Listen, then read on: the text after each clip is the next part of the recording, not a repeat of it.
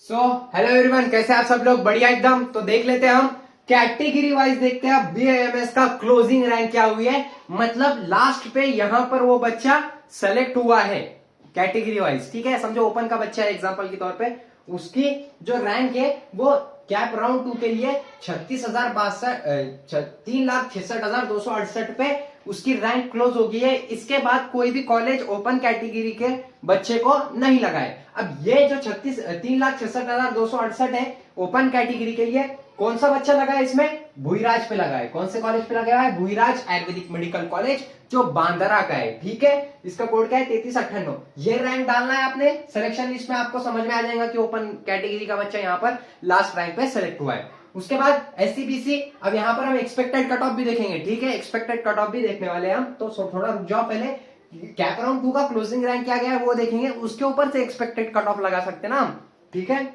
Okay, सो उसके बाद SCBC 4,16,897। कौन सा कॉलेज? वही कॉलेज भूईराज, ठीक है। सबसे कम कट ऑफ भूईराज का जाता है और राजश्री आयुर्वेदिक मेडिकल कॉलेज महकर का जाता है, ठीक है। सो यहां पर ये कट ऑफ गया है एससीबीसी का। उसके बाद ओबीसी का 3,68,035, 3398 भूईराज आयुर्वेदिक मेडिकल कॉलेज भंडारा। उसके बाद है हमारे पास एनटीसी। अब आप बोलोगे सर एनटीपी का क्यों नहीं निकाला और वीजीए का क्यों नहीं निकाला, भेदभाव क्यों?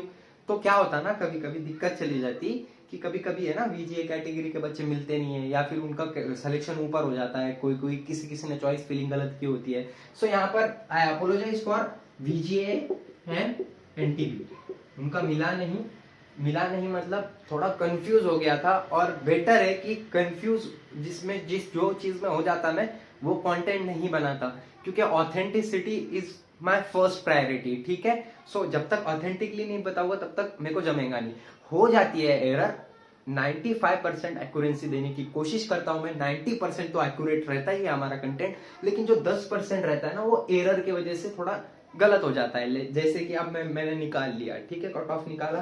कट ऑफ निकालने के बाद क्या हो जाता है ना कि निकाल लेता मैं पूरा, फिर उसके बाद क्या होता है यहाँ पर लिखने में कभी गड़बड़ हो जाती है, फिर कभी कभी कीज में गलती हो सकती है, कभी कभी कंट्रोल एफ में हो जाती है, बहुत सारी चीजों में गलती हो जाती है। सो 10% का मेरे को मार्जिन दे दिया करो, ठीक है। सो उसके लिए मैं पहले से आपसे माफी मांग लेता हूँ, ठीक है। उसके बाद हमारे पास NTC 3,66,664 Rajshree Ayurvedic medical college में यहाँ पर उसका सिलेक्शन हुआ है। उसके बाद है हमारे पास एनटीडी का कैटेगरी का स्टूडेंट, जिसका लास्ट क्लोजिंग रैंक क्या गया है? 3,69,302, 3398 भूईराज कॉलेज में इसका सिलेक्शन हुआ है यहाँ पर, ठीक है। ये रिवाइज्ड है, कैप राउंड 2 की रिवाइज लिस्ट है, बार बार बोल रहा हूँ रिवाइज लिस्ट है, और रिवाइज लिस्ट के हिसाब से ये बनाया गया है। उसके बाद है एससी कैटेगरी 3,85,285, 3392 राष्ट्रीय आयुर्वेदिक मेडिकल कॉलेज महकर। उसके बाद एसटी का क्या गया है? 5,97,619, 3392 राष्ट्रीय आयुर्वेदिक मेडिकल कॉलेज महकर।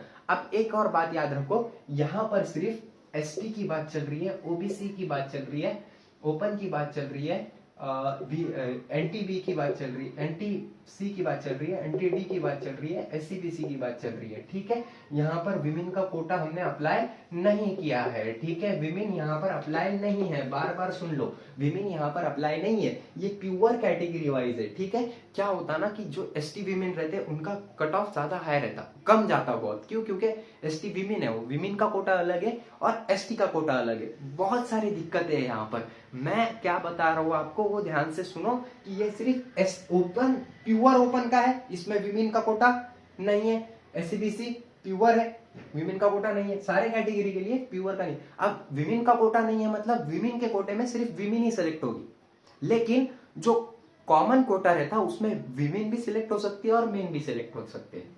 समझ में आ रहा है? ओके, तो यहाँ पर एक्सपेक्टेड कट ऑफ निकाल लेते हैं हम। और एक्सपेक्टेड कट ऑफ कैसा रहता है? ट्रेंड के हिसाब से रहता है, ठीक है। मैं बार बार बोल रहा हूँ, ट्रेंड देख के किया जाता, लेकिन न्यू रजिस्ट्रेशन आने वाले हैं कैप राउंड 3 में। अब वो न्यू रजिस्ट्रेशन कितने आएंगे ये पता नहीं, लेकिन फिर भी मैंने कम्युनिटी पोस्ट डाला था कि एक्सपेक्टेड कट ऑफ निकालना चाहिए क्या कैप 3 का, तो 97% बच्चों का बोलना था कि सर निकालो, और 3% बच्चों का बोलना था मत निकालो। तो आप कम्युनिटी पोस्ट में जाके देख सकते हैं वो। सो ओपन कैटेगरी का हमारा कैप राउंड 3 का एक्सपेक्टेड कट ऑफ जा सकता है 370 के आसपास, 375 के आसपास, 3,75,000 रैंक के आसपास, ठीक है। इसके ऊपर रैंक होंगे आपकी तो आपके चांसेस निग्लिजिबल है सेलेक्ट होने के, ठीक है। समझ में आ गया? गुड। उसके बाद है हमारे पास एससीबीसी, इसका जा सकता है 4,25,000 के आसपास। इसके ऊपर अगर आपकी रैंक है तो आपका सिलेक्शन होना थोड़ा मुश्किल है। उसके बाद ओबीसी का 3,90,000 के आसपास जा सकता है, 3,90,000 के आसपास। एनटीसी का 3,95,000 के आसपास इसका जा सकता है। एनटीडी का 3,95,000, ठीक है। उसके बाद एनटीडी का 3,58,000 के आसपास इसका जा सकता है। वेयर एज एससी का 4,20,000 के आसपास जा सकता है, और एसटी का बता ही नहीं सकते, यहाँ पर 7 लाख भी क्रॉस कर सकता है, क्योंकि एसटी कैटेगरी अलग रहती थोड़ी सबसे, ठीक है।